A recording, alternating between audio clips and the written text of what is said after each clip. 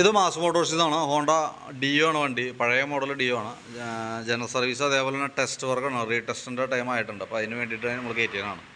അപ്പോൾ service complete ആയതിനു ശേഷം നമ്മൾ ബോഡി അത്യാവശ്യം പെയിൻറ്റിങ് ഉണ്ട്, പിന്നെ അത് അത്യാവശ്യം ബാക്കിൽ ബോഡിയൊക്കെ ഒന്ന് ക്ലിയർ കോട്ടിംഗ് ആയിട്ട്, അപ്പോൾ അത്യാവശ്യം വലിയ എമൗണ്ട് വരാത്ത രീതിയിൽ, പെയിൻറ്റിങ്ങിനകത്ത് വലിയ എമൗണ്ട് വരാത്ത രീതിയിലേക്ക് നമുക്കത് ആ രീതിയിൽ അറേഞ്ച് ചെയ്ത് നമ്മൾ ചെയ്യാൻ വേണ്ടിയിട്ട് കയറ്റിയാണ് കേട്ടോ.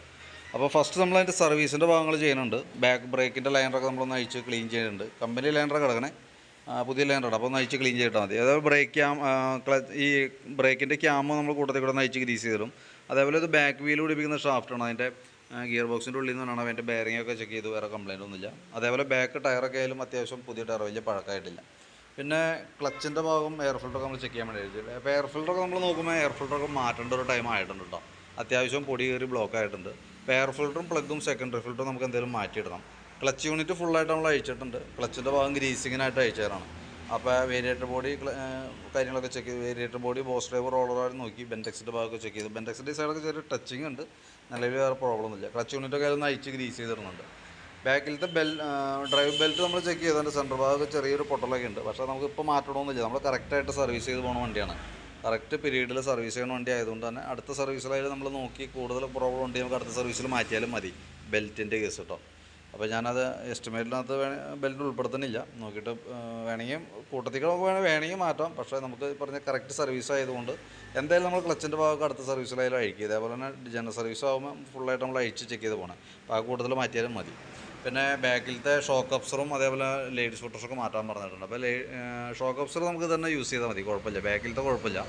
ലേഡീസ് ഫുട്ടേഴ്സ് നമുക്ക് വേണമെങ്കിൽ ചേഞ്ച് ചെയ്തിടാം, കാരണം അതിൻ്റെ സ്പ്രിംഗ് ടെൻഷനും കാര്യമൊക്കെ പോയിട്ടുണ്ട്. പിന്നെ ഫ്രണ്ട് ഈ ഭാഗത്തേക്ക് വരുമ്പോഴത്തേക്കും കാർബേറ്റർ അസംബ്ലിയൊക്കെ നിലവിൽ ചെറിയൊരു ഓവർഫ്ലോൻ്റെ പ്രശ്നം കാണിക്കുന്നുണ്ട്. ആ ഭാഗത്ത് നമുക്ക് ചെറിയൊരു നനവ് ഇപ്പോൾ തന്നെ ഉണ്ട്. അപ്പോൾ ഞാൻ കാർബേറ്റർ മിക്കവാറും, അതായത് ഒട്ടുമിക്ക വണ്ടിയും ഏകദേശം ഇത്ര പഴക്കമായിട്ടുണ്ടല്ലോ. അപ്പോൾ എന്തെങ്കിലും ഓവർഫ്ലോൻ്റെ കംപ്ലയിൻറ്റ് എന്തെങ്കിലും കാണിക്കും. അപ്പോൾ അങ്ങനെ വരുമ്പോഴത്തേക്കും സ്വാഭാവികമായിട്ട് നമുക്ക് അത് കാർബേറ്റർ മാറ്റേണ്ട ഒരു സിറ്റുവേഷൻ വരും. ഇനി നമുക്കൊന്ന് ക്ലീൻ ചെയ്ത് നോക്കാം, പെയിൻറ്റിങ് ഒക്കെ കഴിഞ്ഞ് വന്നു സമയത്ത് ക്ലീൻ ചെയ്ത് നോക്കാം. പ്രോബ്ലം ഇല്ലെങ്കിൽ നമുക്ക് തന്നെ യൂസ് ചെയ്യാം. അപ്പോൾ ഒരു പക്ഷേ നമുക്ക് മാറ്റേണ്ടി വന്നാൽ നമുക്ക് അതിൻ്റെ ഒരു ഏകദേശം എമൗണ്ടൊക്കെ അറിയാൻ വേണ്ടിയിട്ട് ഞാൻ എസ്റ്റിമേറ്റിൽ അത് ഉൾപ്പെടുത്തുന്നുണ്ട്. ആവശ്യമാണെങ്കിൽ മാത്രമാണ് നമ്മൾ വയ്ക്കുള്ളൂ, അതല്ലെങ്കിൽ നമുക്കത് ഒഴിവാക്കാം. പിന്നെ ഈ ആക്സിലേറ്ററിൻ്റെ കേബിൾ ചെറിയൊരു ടൈറ്റ് കാണിക്കുന്നുണ്ട്. അതേപോലെ ഫ്രണ്ടിലേക്ക് വരുമ്പോൾ ഫ്രണ്ട് ഷോക്ക് കംപ്ലയിൻ്റ് ഉണ്ട്. അതേപോലെ തന്നെ ലിങ്കിൻ്റെ ബുഷുകളൊക്കെ ഒന്ന് അയച്ച് ഗ്രീസ് ചെയ്തിട്ടാൽ മതി. ഫ്രണ്ട് ഷോക്ക് രണ്ടെണ്ണം മാറണം. അതേപോലെ ഹാൻഡിലിൻ്റെ ബെയറിങ് കംപ്ലയിൻ്റ് ഉണ്ട്. കോൺസെറ്റ് ടൈറ്റ് ഉള്ളതുകൊണ്ട് തന്നെ വണ്ടി ഒരു സൈഡിൽ പിടുത്തം കാര്യങ്ങളൊക്കെ വരുന്നുണ്ട്.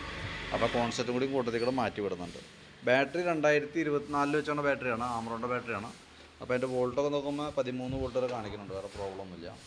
പിന്നെ എഞ്ചിൻ ഓയിലിൻ്റെസും ഓയിലും കൂടി അപ്പോൾ എന്തെങ്കിലും നമുക്ക് പൊല്യൂഷനും കാര്യങ്ങളൊക്കെ എടുക്കാനും കൂടിയുള്ളൂ. അപ്പോൾ എഞ്ചിൻ ഓയിലടക്കം നമ്മൾ ഫുള്ളായിട്ട് മാറ്റിയിട്ടാണ് ചെയ്യണത്.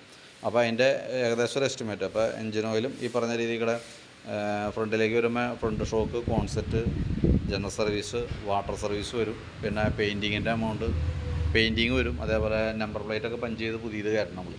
അതെല്ലാം ഉൾപ്പെടുത്തിയിട്ടുള്ള ഏകദേശം ഒരു എസ്റ്റിമേറ്റ് ഞാൻ വാട്സാപ്പിലേക്ക് ഇട്ടേക്കാം കേട്ടോ. നോക്കിയിട്ട് വീഡിയോ കണ്ടുകഴിയുമ്പോൾ നോക്കിയിട്ടൊന്ന് റിപ്ലൈ ഇട്ടാൽ മതി.